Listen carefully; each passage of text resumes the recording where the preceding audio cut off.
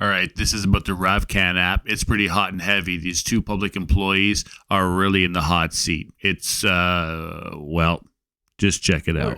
Undertaken during my time at CBSA. It has been conveyed to this committee that I committed wrongdoing. I have not. My reputation and career have been attacked and damage inflicted on both me personally and professionally. Today I will present the facts. I will speak clearly and honestly about all my actions. I welcome transparency. Mr. Utano. Ms. Kusi, please, for 6 minutes. Thank you very much, Chair. On November 4th, 2019, two young entrepreneurs, Ratika Dutt and Amir Morv, were contacted by Christian Firth of GC Strategies regarding a Government of Canada project. On November 30th, Firth stated, "I had a great chat with Cameron from CBSA, and they will act as fast as they can to get you a commitment." Over the course of our interactions, Firth repeatedly stated that the CBSA was very interested, said Ms. Dutt.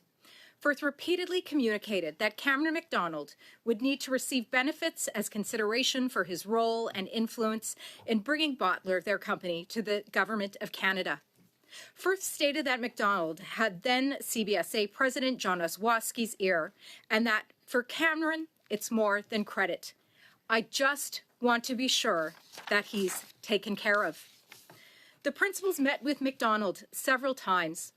During a meeting called by MacDonald on January 22nd, 2020 at the Marriott Spin Cafe, MacDonald confirmed over drinks with the principals Firth's statements regarding implementation of Bottler as a CBSA pathfinder for the entire Government of Canada-wide implementation. During another in-person meeting called by MacDonald on February 6, 2020, which was also attended by Antonio Utano and others, MacDonald provided precise instructions and wording on how to pitch Bottler to the President to ensure success. During the period, MacDonald continued to provide intelligence to Firth on internal high-level executive meetings regarding Bottler that were above his pay grade.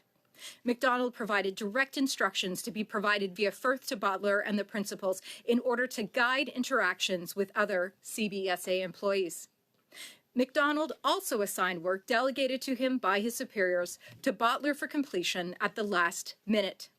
Firth regularly asserted MacDonald's influence and insisted that Bottler provide whatever was asked by the CBSA, as Cam has a very big stick and can get what he wants. They know where he's going in the organization and how fast.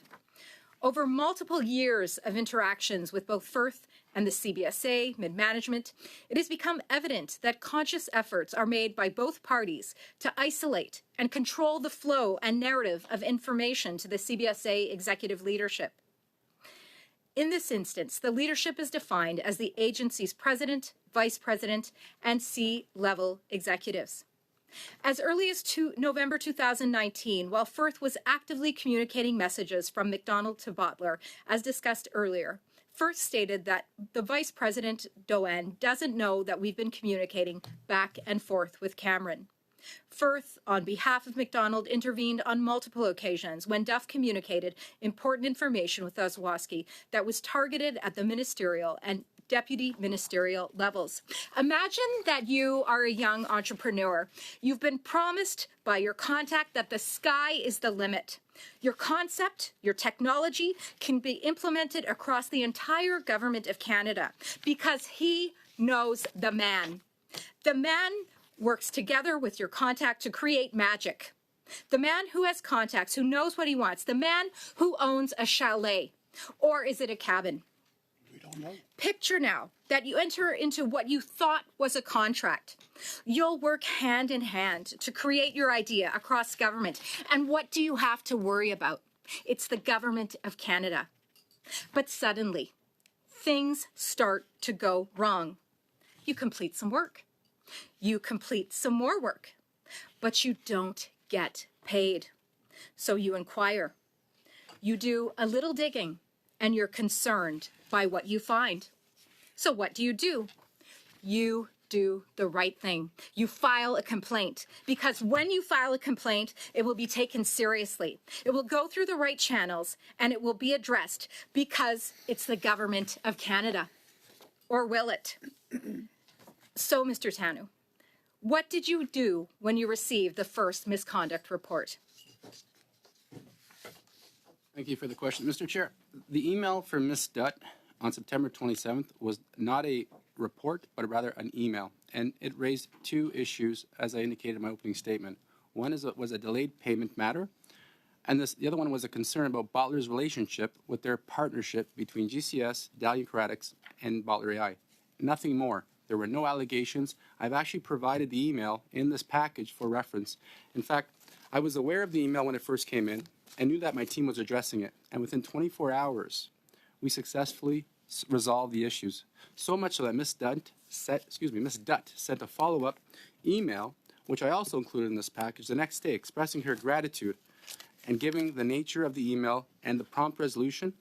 It wasn't necessary to forward it to my superiors or Ms. Gorman. Then why, Mr. Utano, is Ms. Dutt saying otherwise now, that this was the first instance of her submitting that misconduct report in September of 2021, which apparently you turned a blind eye to? So, first, I'd like to address the turning the blind eye. That's not true. The facts are right here Did you in the escalate briefings. it when you received that report? Did you bring it to the attention to the senior office? Pardon me, to the vice president, based upon the procedure as outlined in the senior office of internal disclosure? We are basically out of time unless you have a very quick yes or no. We'll have to get back to it. There were no allegations in the email. Thank you, Mr. Utano. Wow, just MP Kusi, and it's basically, this is really intense amount of information, and it's like criminal activity that they're being accused of. There's whistleblowers. I never expected this level of intensity at a committee, but alas, this is where we're at in Canada. Now, the next one up is MP Brock, and he would say, to steal one from my father, he's taking it up a notch. Or 20. All right, so check this one out and hold on to your butts. Thank you, Mr. McDonald, for clarifying your secondary residence. There was quite an issue last Thursday as to whether or not cabin, camp, tent, chalet. So thank you for clarifying that. Another area I want clarified, sir, and I've listened very carefully, and if you said it once, you may have said it half a dozen times, as well as you, Mr. Utano, in terms of being very unequivocal in your responses that it was Mr. Doan who was responsible for retaining GC Strategies with respect to this Bottler contract. And I just want to confirm that again. That is correct. That is your evidence, correct? I will try and say it to you as clearly as I can, but I need a minute, and I will give you as much time as you want. I don't have a hard time Can you to read. reduce it to 30 seconds? Mr. Doan saw the proposal that I sent him after I received it and Okay. asked for a meeting. Mr. Doan had a meeting with Bottler and saw a demo. Mr. Doan told me to get them ready for an executive presentation. Okay. I have my notes there in there. The president, the VP of HR, the CFO, and others saw the Bottler presentation. They were interested in it, and there was general consensus that we should go ahead with some work. I worked with my peers at the DG level to develop a statement of work, which was for a feasibility study, not a pilot. Okay. I emailed my boss and told him I was using an existing contract, and I sought permission to go ahead, and I received endorsement to go ahead. Okay. Again, you and Mr. Utano did not specifically seek out GC Strategies to be the ghost contractor, correct? No, we received a proposal from Bottler and GC Strategies. The answer is correct. Correct. How do you then reconcile, sir, and this is a question to you, Mr. McDonald, a year and a half after you leave the CBSA, you write an email to Mr. Doan as well as other members of CBSA, Ms. Sabarin, Mr. Utano, and Mr. Bird, October 29th, 2022. And I'm quoting various passages in this particular email attributable to you. You asked me for advice on the key question of why GC Strategies. But I also think we are all grappling with who selected GC Strategies.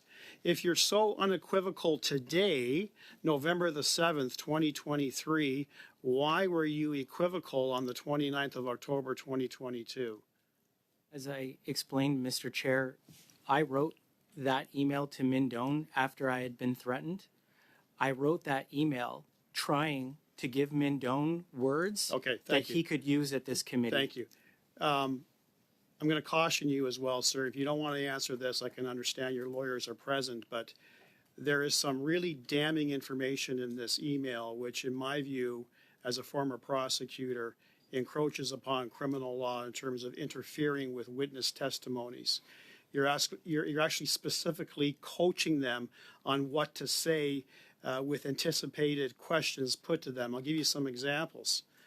I will start by saying that I'm not personally familiar with GC strategies during the time in question.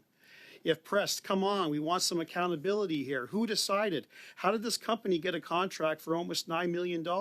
Who made money off of this? Who was getting rich off of taxpayer dollars? Mr. Chair, I stand by my statement, and I don't believe there was a single person, and I'm not actually aware of any rules being broken or wrongdoing. This is not how we operate at CBSA. Why are you coaching witnesses who've been compelled to attend at a committee to tell the truth? What on earth compelled you to give these suggested answers to them, sir? Mr. Chair, I was emailed by Mindone a briefing package. I believe it was Wednesday of that week. Did he ask for your advice on what Yes, to say? he asked me for my help. He Did wouldn't he even ask call. your advice on what to say at committee? He asked me for feedback on his briefing. I'll ask He again. told- Did he ask your advice on what to say at committee, sir? Yes or no? Generally, yes. And the reason why I can say that is because his briefing package was just full of facts and data, and it had no verbiage. And he commented to me that he did not have the words to use, which is why I wrote what I wrote. Did someone coach you on what to say today? I practiced, yeah, I did. No, did someone other than you coach you on what to say? No. How about you, Mr. Utano? No. No? Thank you, Chair.